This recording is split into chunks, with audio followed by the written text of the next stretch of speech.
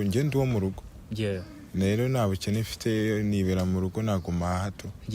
nibera mu rugo ndabyuka nkanywa icyayi nkanywa ni wowe musore Kigali wemeye kuba iwanjye nje mva mu rugo nje nzava mu rugo ari uko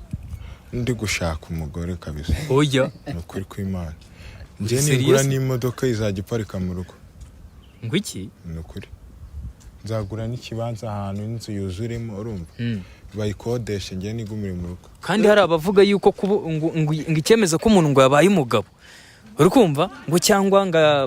ngazagire ejo hazaza ngo nibiki nyine ngo yifitemo courage zo gukora nibiki nuko agomba kuva iwabo ko wumva icyo kibanza n'inzu naba nacyubatse niyo modoka naba nabiguze utese nta bwenge ngira ngo kandi iyo biwanyu nyine nta bwenge nyine babigoye kuba umugabo ntago ari ukuvuga ngo nuko waravuye mu rugo iwanyu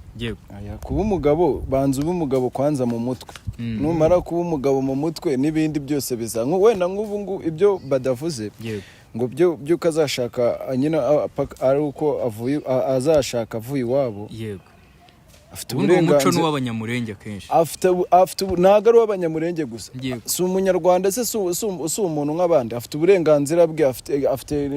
na nuzaze agendera avuga ati ngewe muri generation iri kubyibuke ibyo bya generation ku myaka 18 uba ugomba kuba wavuye iwanyu pade byanditse mu mategeko y'iki gihugu byanditse ko umuntu wagize iyo myaka agomba kuva mu rugo ndi gukorera nk'ahantu hategereye mu rugo yego igihe ndi i Kigali rero kandi wacu ari Kigali yego ni paka mu rugo nkitahira mu rugo ntago nzigera njya ese ubundi badere